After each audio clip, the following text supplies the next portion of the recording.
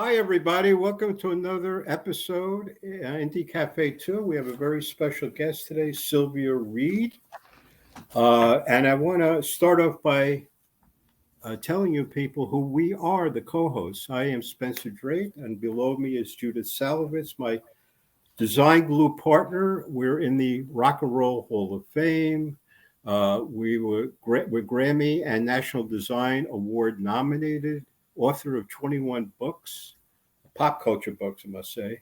And to my other side of me is Patrick Bamburak, who is a extraordinary musician.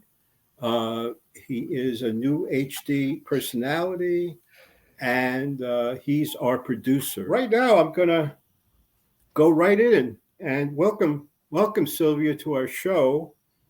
And I want to introduce Sylvia, who was the second wife and manager of Lou Reed for 18 years of music and artistic collaboration during what may be the most prolific period of his art and life. And I guess we'll start off with what we're going to call Sylvia's overview. And Sylvia, just go into what this is and the topics. Hi, everyone. Thank you, Spencer. What I'd like to frame this interview, which is the first major interview I'm doing to talk about everything that resulted in my position with Lou doing quite a lot, everything from management to album cover artwork and stage and lighting design. So I want to just do an overview to let you know in the early days of my meeting Lou, he was doing an album called Street Hassle. That was the first time where our discussions, because Lou loved to listen to music together, to uh, exchange ideas about it. He respected when someone had what he called good ears. And he felt I did because I could listen to something and hear, the very faintest underpinning of a voice or a guitar or a bass line or whatever. And so this was a point of many of our conversations. And bit by bit, as he came to trust my taste, we he started bringing over the photos that, for example, would be the album cover and just asking me what I thought. He asked a lot of people, but this is how it began. And I give him my opinion. I was never shy about that. There was a lot of getting to know him at this time. And so this was a lot of our discussion had to do with that. So in the Bells, I was in the studio for Street Hassle, for part of Street Hassle, and I was in the studio in Germany for the Bells.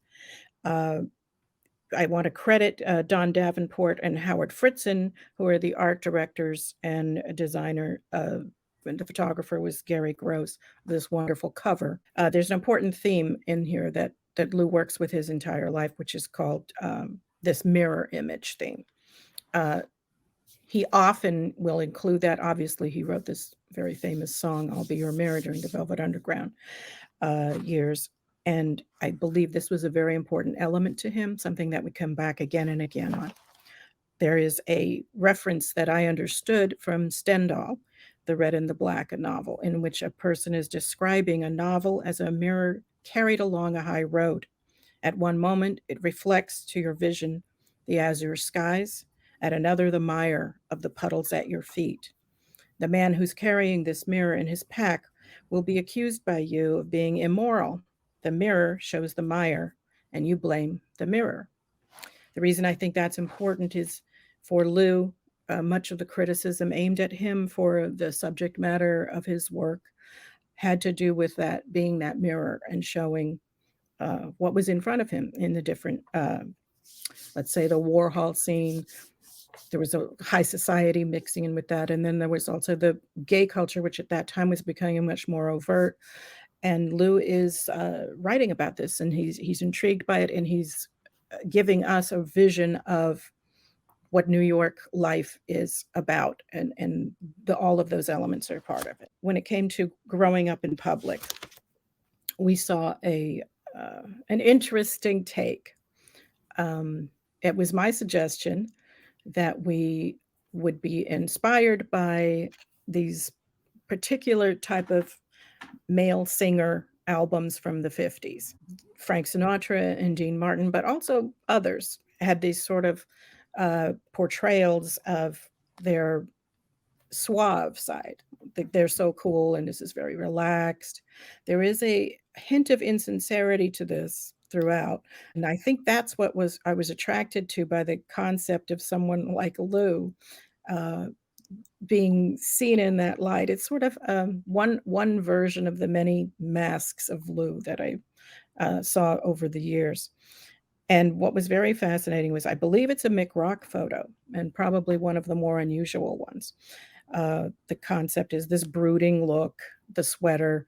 But for Lou, in the subsequent photo session, it was strange that the image came out very, very strong, urgent, kind of intense. Like this look on his face is very, I would say, a little strained, vulnerable, diffident. It shows a little bit of weariness and or trying to do this right. And all of this, I believe, is in his face, and it was a little disturbing. I think at one point I tried to encourage a reshoot that we would try for another session, but he loved that image, and there was something about it that he responded to and felt it was the right one.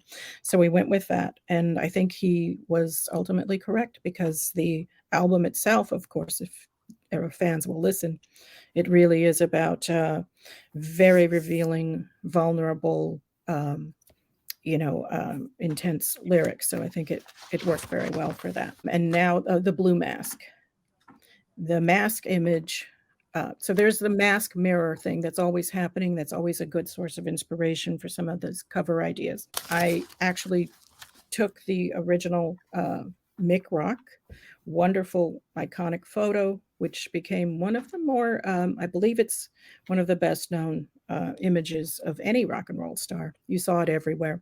I always liken it to a sort of mask shape, because I believe he achieved the effect by doing a very overexposed photo.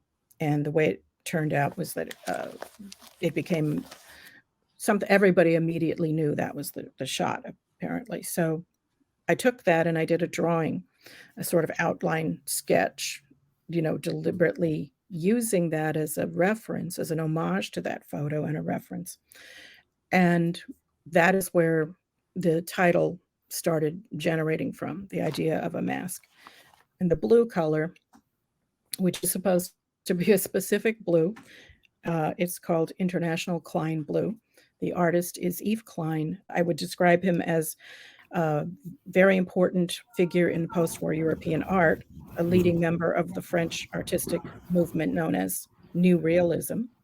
Around I think he died in 1962, quite young. He was a pioneer in performance art, and minimal art was also something that they see him as a precursor, and pop art. He also happened to be a martial artist, a judo master, so it's quite fascinating. So back to the mask idea. I think these masks of one type or another have always been used in performance, such as in Greek theater. Lou was always aware of this friction between himself, the performer, and the audience. And he often thought about that and talked about it in the sense of who has the strong position here. The performer is being paid. So in order to see the performer, the audience has to pay for it. On the other hand, if the audience pays you, then you have to perform. So there's this interesting friction and tension for him that I believe helped establish himself as a character on the stage, which is the real character, which is the real Lou.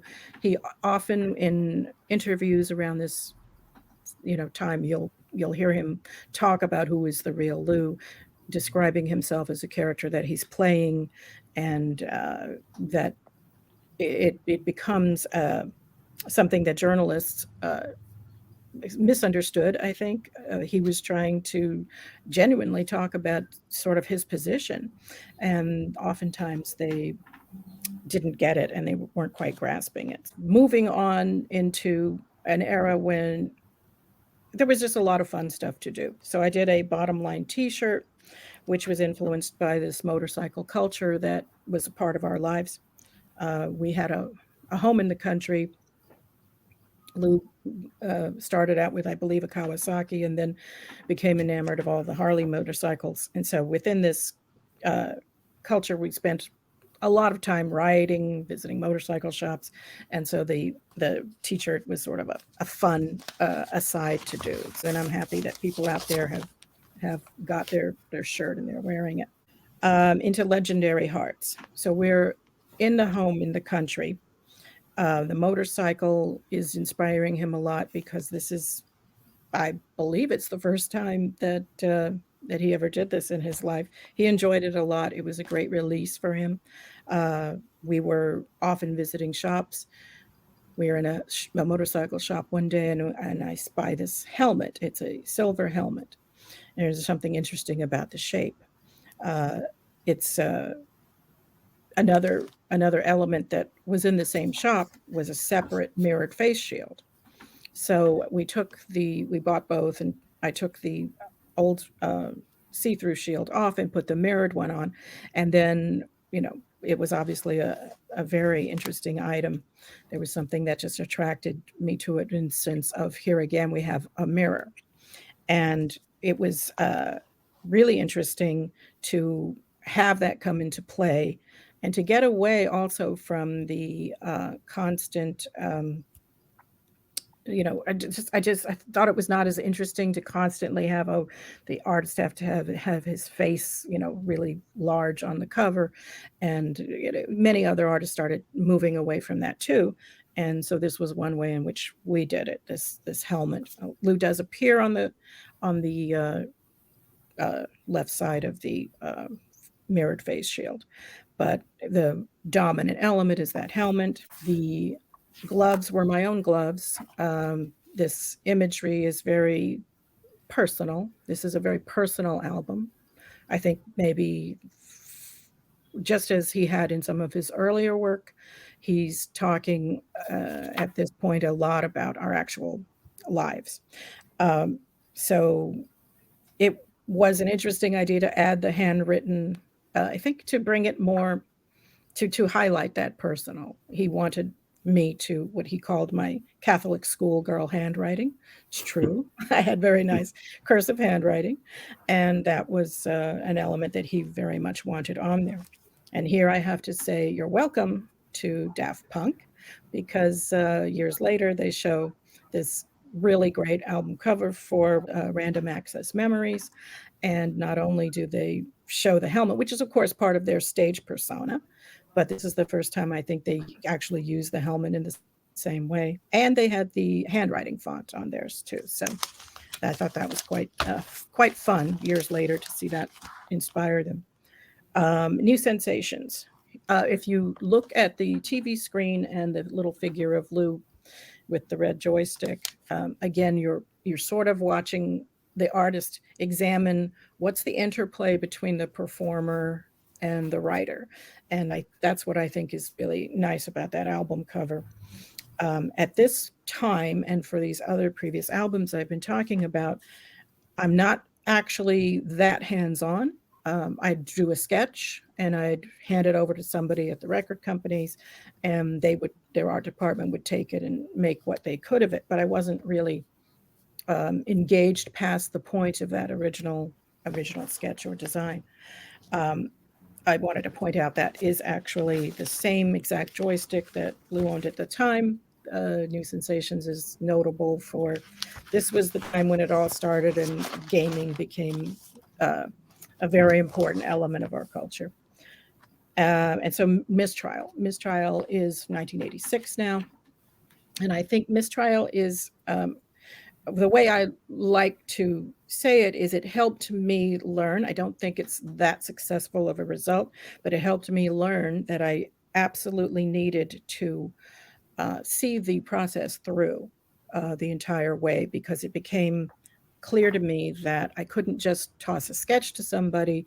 You really sort of have to make, there's a million decisions that an art director has to make, and in terms of color choices and location, size of font, it's everything. It's a million different things. And in order to achieve the result that is hoped for, I think I needed to have a little bit more interaction than I was pushing for at the time. I was very cautious and careful not to overstep. And then later I understood you do really need to be there for every decision if you want to achieve, your stated goal. So that was one reason why I learned. And that is, in fact, what resulted in my collaboration with Spencer and Judith, because I understood that I needed a group of people I could work with that would come to me and be there for every decision. And they did that. They did that beautifully. I want to just say that Sylvia is a very dynamic, creative, and great creative person, conceptual person, and great designer. And I hope people realize how great she is, and also with us. Next topic, Sylvia Reed, lighting and set design. Tell us about that, Sil. Yes, and so slowly during as this huge amount of work happened, there turned out to be more and more and more that he wanted me to take on. He trusted. He had a very, when I met him, he was in a very difficult situation with the business and with his personal health issues, and I believe as these years passed and he saw my commitment and the more involvement and the more there was nothing that he discouraged me from putting my hand to. He had always been a person that argued constantly about the lights, because he is correct. Back in the day, I'm not sure if they've fixed the situation in recent tours, but it is a fact that the lights, depending on where they are and the intensity of the light, will affect the monitor sound for the performer on stage. So he always griped about that. So I'm particularly proud of this next thing that I want to talk about, is the lighting and set design that I became involved in.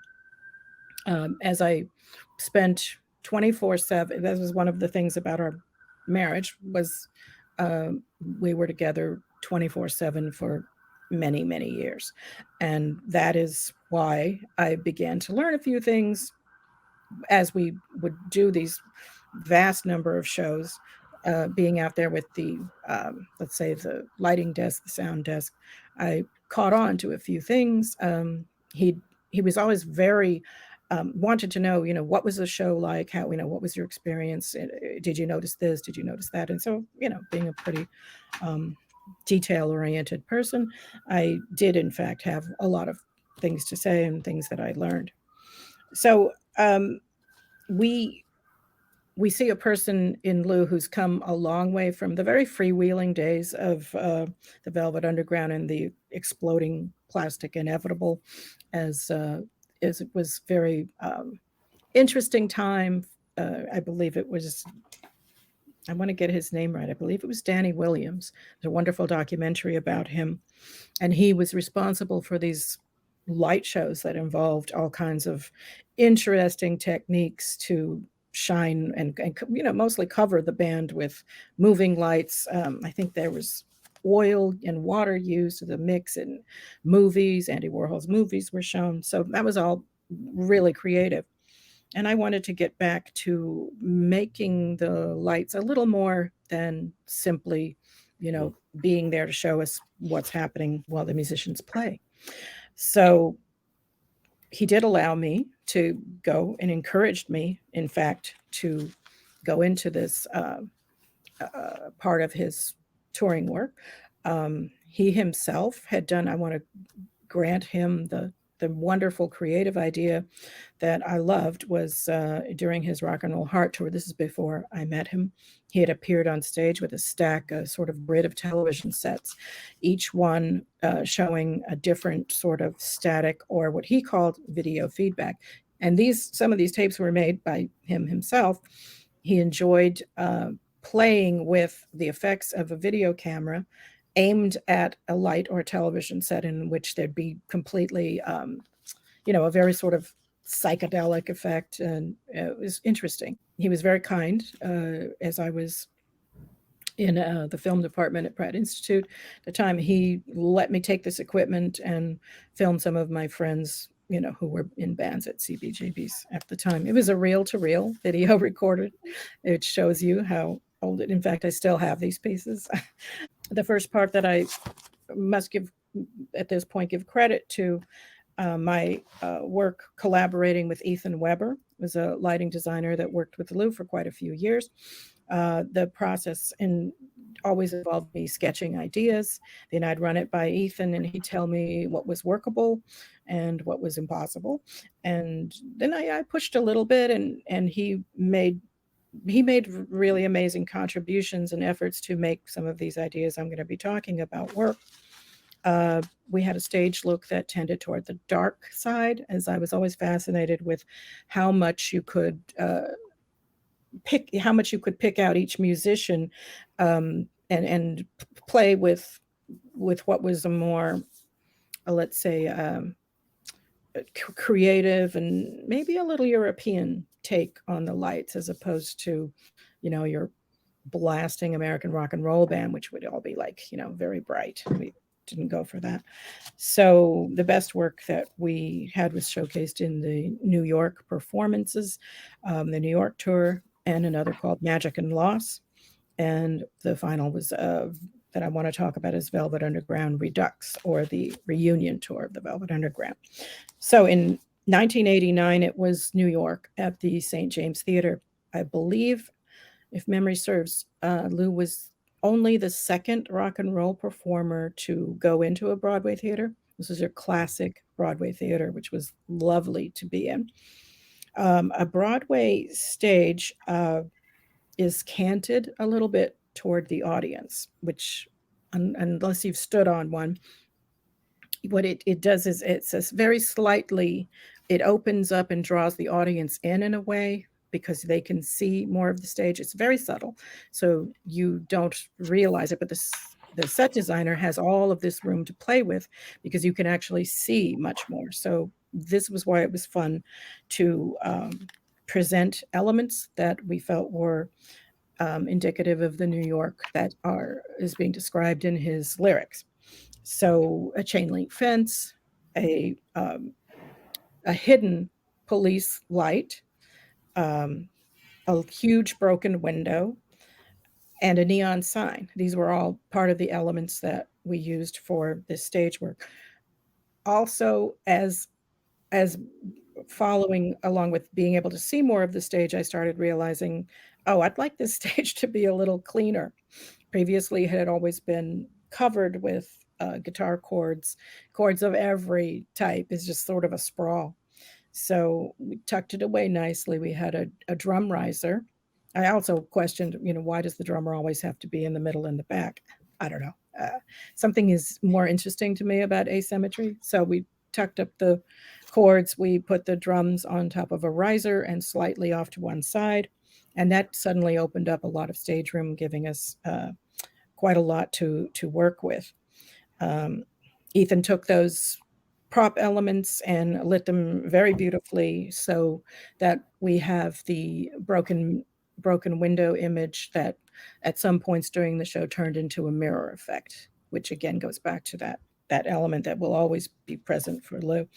The neon sign was a really exciting, it was a pseudo neon. Ethan had sourced it somewhere. We got this sort of colored plastic tubing that could imitate the look of neon, and that was utilized, I think, very beautifully. At the same time, an interesting point is that as I noticed more of the stage, I was able to, Lou started using a lot of pedals for his guitar work at the time, and so more and more pedals became present. I don't know, there might have been as many as 12 to 15, 16 pedals in front of him. And so a pedal board was designed like to incorporate into the look of the stage. Really beautiful. It really made everything very very aware performance-wise, and this was very nice. Another reason for the broken window is I'll remind you that Mayor Giuliani had used a term referring to the broken window theory. In criminology, broken window theory states that visible signs of crime and antisocial behavior and civil disorder, they create an urban environment that encourages crime and further crime and disorder. So whether or not that theory is true, it was interesting to me, and I felt as an element talking about the urban issues that Lou is talking about in his work were important to highlight. We're going to provide a link to what is available performance-wise for people to click on and see if they want to take a look at the actual performance video, which I'm quite proud of that work. Magic and Loss. This album dealt with very heavy topics when you know someone who's ill and facing their mortality. So we're going again with a cleaner stage here, and we had specific props again to have the light play on off and on of them. There were white drapes, white being the funereal color in many cultures, and we had a gigantic mirror which could be used, could either be lit in front or behind, so that you'd see certain images play in the mirror, or it would go dark, or it would be highlighted at different moments and for some beautiful looks. We had a specific white jacket that Lou wore, and this worked really beautifully with the interplay of lights, as it was again this nod to this the color of funerals in many cultures. So the other interesting point, which I hope you'll see in the links that we'll provide for you to click on it, you will see that little Jimmy Scott was a fabulous jazz singer, better known from the 1940s and 50s. He appeared with Lou on certain songs, and Jimmy had this grand gestures from sort of the jazz field, and I think it's very beautifully done. I encourage everyone to check that out. The drapes were covered with some beautiful slide images that we'll talk about a little later, and it had each symbol had certain meanings. Judith can speak to what it took for us to be able to have slides to show on these drapes. Yeah, well, that was an interesting task that I was presented with. So I actually had never done anything like that before. But what Sylvia wanted was to represent parts of that album cover on stage, little bits of the art that was on the cover of Magic and Loss. So what her idea was to take out the symbols that were on the cover, and each symbol, of course, well, Sylvie can speak more about the meanings of the symbols if you wanted to do that, because you know more about the meanings of the symbols on that cover. But what my responsibility was to paint some of those symbols onto a glass slide.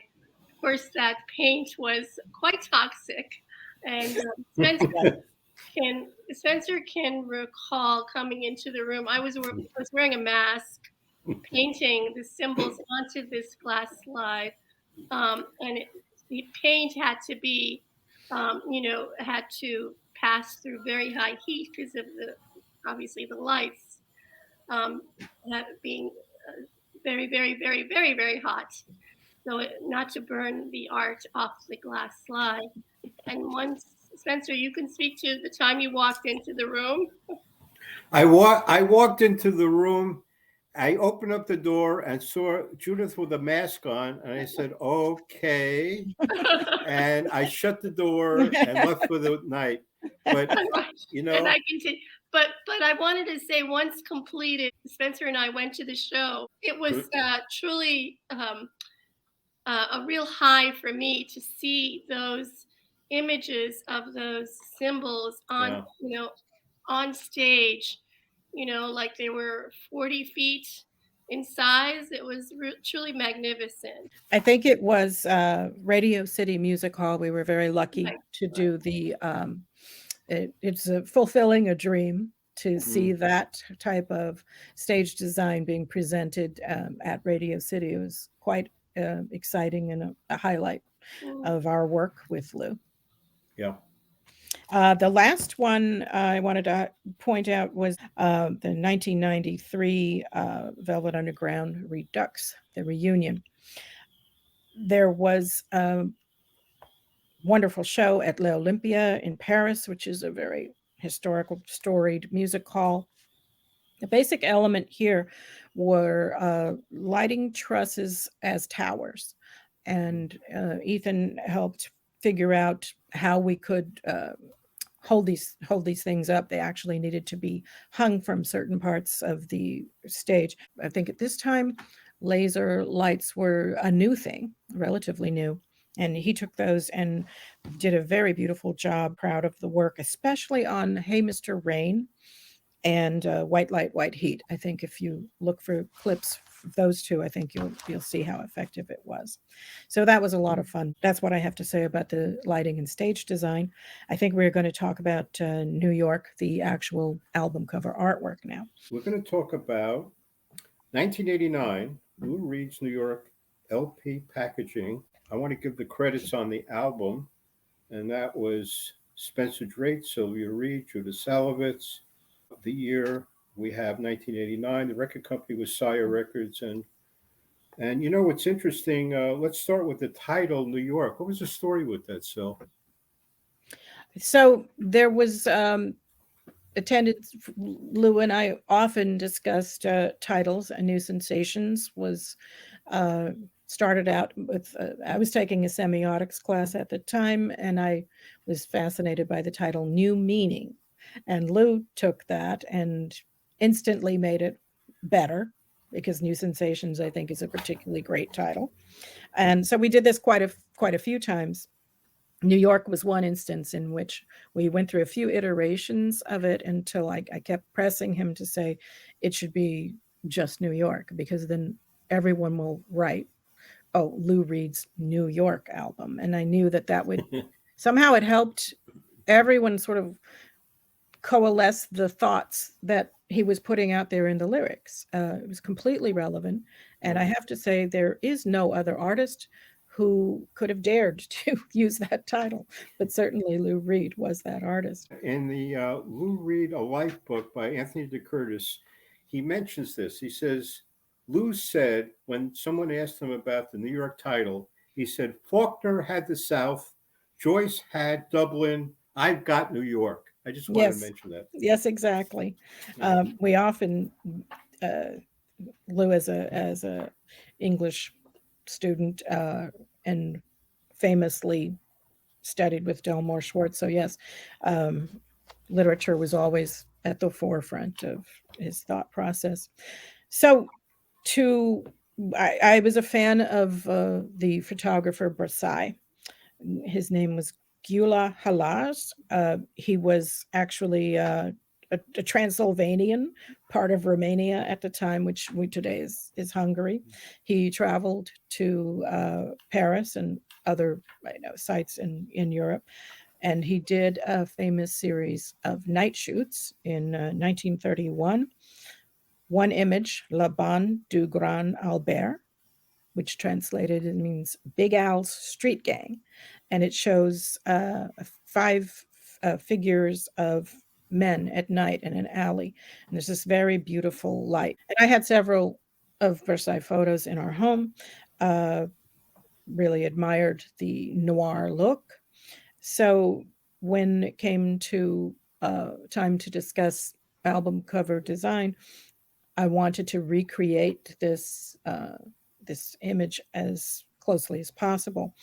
And so, again, it goes to the idea of masks or different iterations of the character, the Lou Reed character. So the idea was that it would all be him, and it would be like a gang of Lou's, which is something he went for it right away. Loved the idea. So the photographer Waring Abbott did a very beautiful job, just tremendous portraits of Lou. He had done quite a lot of various promo work or whatever for Lou in the past, and this was, I think, the highlight of his work with Lou, was this photo shoot. And it's amusing because these in the liner notes, Lou writes, "I'm on the left and Mike is on the right," or something to that effect. And when he's referring to his audio wise, he's talking about the position of guitars within the mix.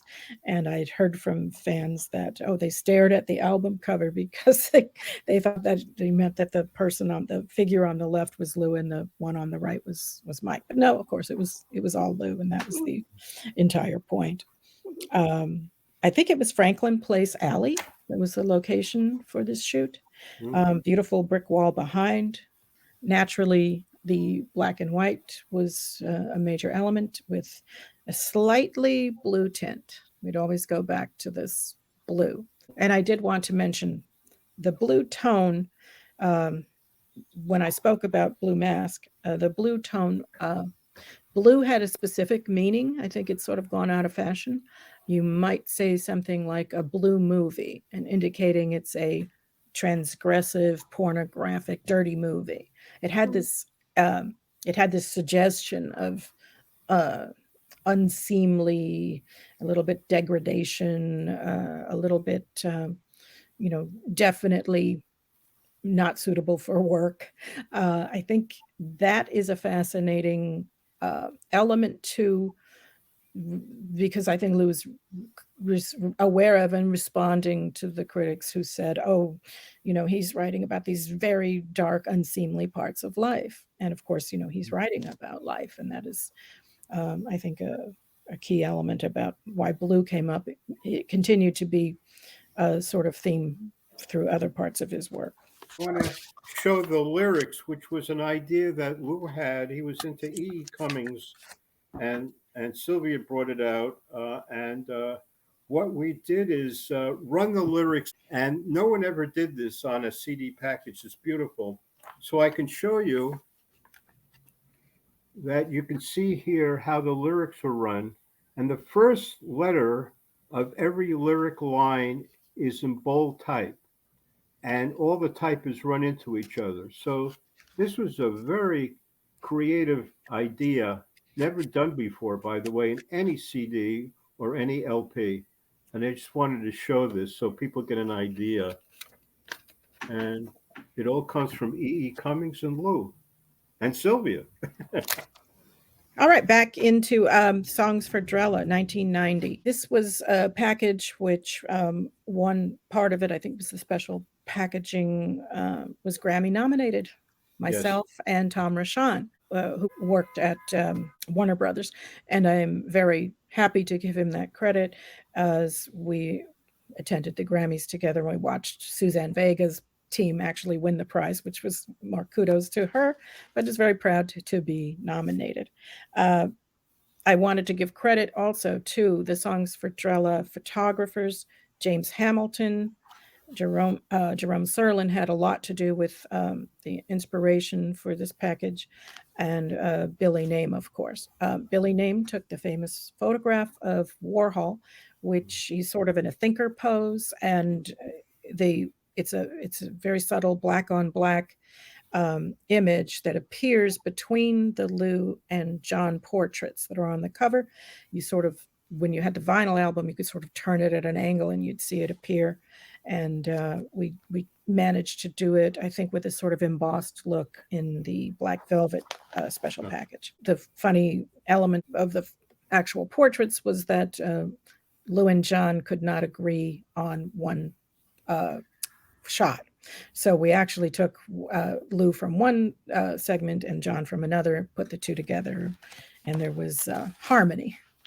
So I'd like to also point out the Ed Lockman film of the BAM performance, Songs for Drella, is a wonderful, wonderful record of just how amazing that it's quite a masterpiece, with Lou and John revealing Andy in a way that only someone who was there at the time would have known him. And of course, they reveal themselves quite a lot too in that performance. So, Magic and Loss. Magic and Loss. The credits for this, there's a series of packaging. So let me give due credit is Spencer Drate, Sylvia Reed, Judith Salavetz, and additional designer Dennis Asienzo, who did some marvelous work on the limited edition. This is one, of course, I think we're all very justly proud of. It is.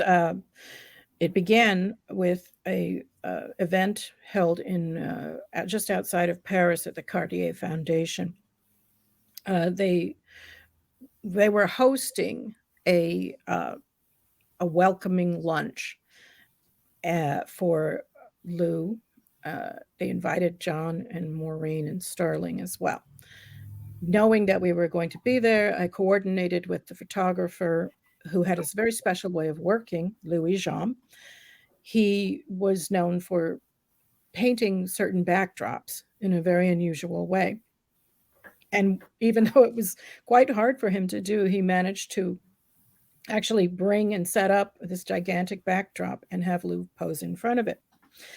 Now, part of the unusual pose, which I think is one of the reasons that it makes a very successful cover, is a sort of poetic pose with Lou has his hand on his heart.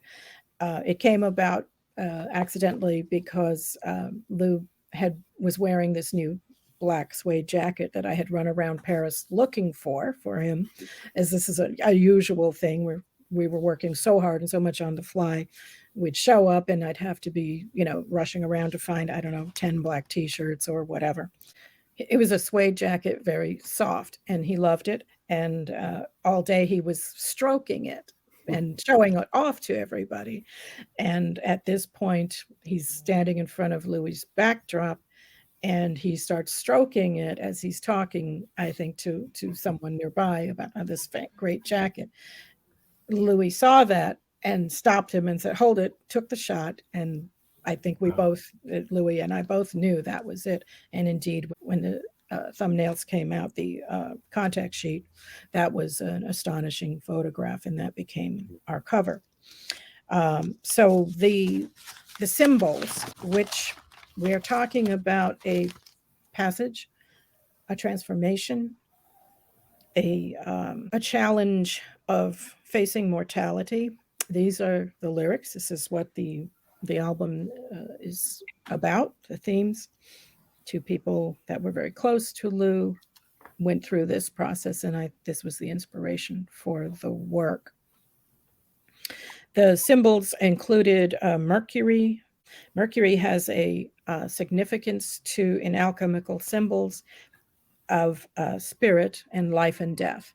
There were, I think it was called the 7 ancient metals, and these figured again and again in alchemical symbols and alchemical writings.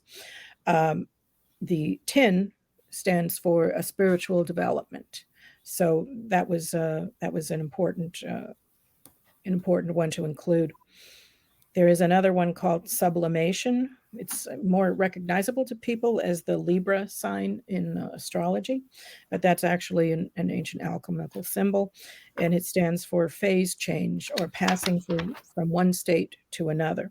So that seemed to be important to include. It also included lead, silver, and the symbol for potassium, or sometimes it's read as magnesium, and it stands for light. And this is also present in the lyrics. There's also wonderful 2 symbols that were really important. And I think Judith did a beautiful job on those ones in particular. There's a sort of staff with a rectangle. It stands for ashes, which there is a song on the album titled Cremation. And then there's a sort of slanted axe symbol, and that stands for transformation. Spencer, didn't you also use these elements for your piece? Yeah, I did a What's Good Pro single, which I designed, which had the symbols on a very, they gave me I could use special inks. So I did a silver ink for the title, different colors for the symbols. It was a beautiful pro CD. And then we have to talk about the metal memorial edition, right, Sil? That was an interesting package, which Dennis Hacienda really bolstered that design with a CD disc, burned CD disc, Yes, he and did. There yeah, was there was much of the one song has to do pass through fire and cremation, and so it was the concept was to make the disc look as though it had been burned. And an amusing result was that some people, when they bought the CD and opened it and saw the disc in this condition, which Dennis worked very hard to achieve, it was so successful that they took it back to the store and said, my disc is damaged, please, give me another. So we're quite proud of that. The metal edition, of course, had to do with there's another artist, Anselm Kiefer, whom I admire a great deal, who worked with reproductions of books. I'm talking about really huge lead book covers and pages, right. and quite fascinating because it showed and examined natural decay of, lead would go through these changes and achieve these different patterns as it aged. And so this became part of an inspiration for that idea of the metal cover, which I believe Spencer brought in examples of directions we could go. And so that was one reason why I think we all went for that one. Yeah, that was beautifully packaged by AGI. They did the packaging, and it's a beautiful piece. Unfortunately, it was pro CD, so we couldn't enter it for the Grammys. And I'm sure Sylvia and Judith, we would have won something with that package. Very proud of it. Now we're going to go into the Velvet Underground. 1993, the Velvet Underground Live. 1993, which is in Roman numerals. We'll talk about that. And then the LP package was designed by Spencer Drate, Sylvia Reed, Judith Salavetz, and also Dennis comes in again. And we have to mention Ted Chin, who did the photography. And there's different parts to this. There's the LP, the limited edition, and the very famous poster, which won a Billboard Award. Yes, very exciting work, all of this. We had the key elements for the design of these packages, aluminum foil, velvet, and of course the famous banana image. Many years ago, Andy Warhol, for the first Velvet Underground album, created the design of a banana for their cover. It was also famously a peelable banana with the words "peel slowly and see." And it was if you unpeeled it, there was a pink colored banana that would be revealed, and then you had also ruined its collectible nature, because I believe today the highest value of a collectible item of one of those is if it's unpeeled. So this decor in the Warhol factory was a sort of key element here. Billy named the photographer, and he actually lived in the factory. And I guess one night he thought it would be interesting to cover all of the walls, everything, in fact, pipes and everything, with aluminum foil. So when the way Lou told the story, it was a complete transformation from one day to the next, walking in, and everywhere is this silver aluminum foil. And as well, Andy was also working with Mylar balloons at the time. So it was this fascinating story about the factory itself. So we wanted to bring these elements back for the Velvet Underground Redux, is what Lou called it. The word Redux means to bring back, to restore. And so this was we wanted to give it a little the look was meant to be was a little grimy, a little bit, because it's a working factory, you see. So it was not clean, and it was not done for, a town and country cover. There was an old couch. I think they had pulled it in from the streets, and you'll see many well-known photos of many celebrities on that couch. And I think that this element of that seediness is part of what we wanted to convey using this. Particularly, I remember speaking to Spencer about finding a cheap looking velvet, like not a designer level velvet, but something that you would see in, I don't know, a cheap lounge bar somewhere. Right.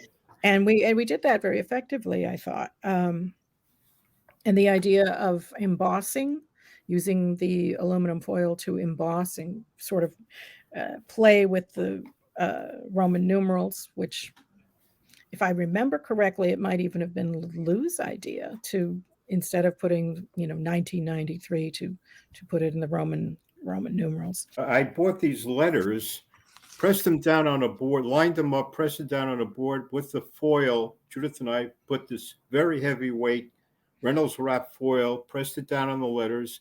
Then with the banana, we hired a student to make a 3-dimensional banana, and we pressed the foil on that. We burnished. Right. Spencer pressed the letters down because he's got an eagle eye in terms of the measurements, that each letter was equidistant from the next. And then we got the really heavy duty aluminum foil, which was the star of the cover. And we burnished, I burnished the aluminum foil onto the letters. And we got an art student from visual arts to create the clay image of the banana. So that was a lot of fun. Yeah. And so what's interesting is it's all combined together in a traditional form and put together. Ted Chin did the photography, and Dennis composited everything, and it worked out to be a beautiful package. The limited edition is really amazing, right, Sylvia? Yeah. We all loved that element of peeling. Like, how can we turn that into something new? And so, of course, I think I don't remember discussing toys when you're young and you have those, especially if you're artistic minded. You had a great joy in those little peelable color forms.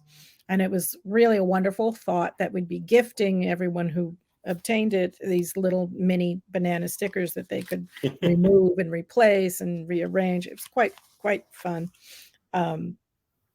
And again, I think that foil being so heavy, that was also, I think, inspired by the Kiefer, the very heavy foil, because it wasn't that thin kind. So I think it was overall one of our, very successful efforts at Banana Posters. Quite extraordinary. The poster won the best poster of the year. The limited edition won an AIGA collectible award show.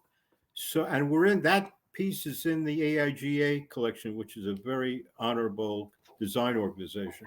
So we worked on some amazing, beautiful pieces. And then we did the box set, the Peel Slowly and See box set with Smay Vision, which is a 5 CD set. Polydor Chronicle, 1995. Very famous. That's reordered all the time. So 1993, the book. You want to introduce? Lou Reed, Between Thought and Expression, 1993. The design, Hyperion Books. It was a book cover designed by Sylvia, me, and Judith. And I could show you the cover. I think it's better to show the cover because you can see the spot lamb at the top with the matte finish. Matt Moharan did the photograph. This won many awards, by the way. And this was very iconic cover, right, Sylvia? Yes, I think the Matt Moharan is well known for doing this sort of metallic sheen, but in this very beautiful way.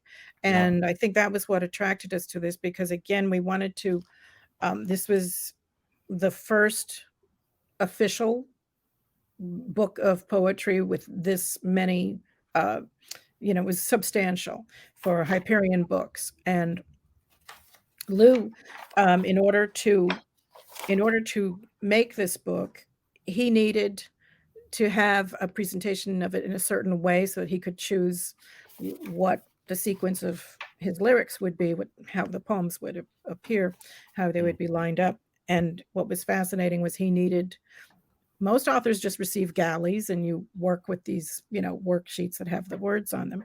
But no, he wanted me to take the galleys and actually create a book, like actually make them into a Wow. page turning book. And so we do this, and then it would be like, oh, this one has to go here, this one has to go there. So then you'd have to tear the whole thing apart and start again, or print up new sheets and do it over and over. So it was a fun, very a lot of work went into, hours and hours of work went into creating this book. He was very proud of it. I think it has the right cover because it hit a sort of note of that this is a rock lyricist, but it has a sort of gravitas to it because this is poetry, and not to try to be too highfalutin about it, but I think we hit the right note for the presentation. I want to mention also that the New York album and Magic and Lost album are in the Rock and Roll Hall of Fame archival collection. Actually, Spencer and Judith's personal archival collection. We're the only music designers with their own collection, and those covers are in there. I also want to I think we should talk about in 2017, Lou Reed, a live Anthony DeCurtis book, which Sylvia's mentioned a lot, and Judith and I are even mentioned. He talks about Magic and Lost, and he gives what's really amazing on page 368, Sylvia. He gives this amazing kudo to our thought and expression book cover. I mean, he writes how beautiful this cover is, which I thought was amazing, Kudos do need to go out to wonderful artists who did other Lou Reed covers, which I had nothing to do with. I wanted to point out 1972, the first Lou Reed solo album, did not have any photo of Lou on its cover. The cover is very, very beautiful. Tom Adams, who's an Anglo-Scottish illustrator, did the cover. It's quite beautiful, like a Fabergé egg in a strange bird and in this inexplicable wave coming down what looks like Park Avenue. And the Lou Reed word, it's amazing, illustrated with a sort of stickery flowers. And I've always stared at that thing and loved this cover. So Lou loved Raymond Chandler. When we stay in hotels, he often used Raymond Chandler as his pretend name, so that that's who was staying there. Or he'd use Philip Marlowe, who's famously the detective that Raymond Chandler invented. And this artist, Tom Adams, did Raymond Chandler covers as well as Agatha Christie. He's quite well known for these paperback covers.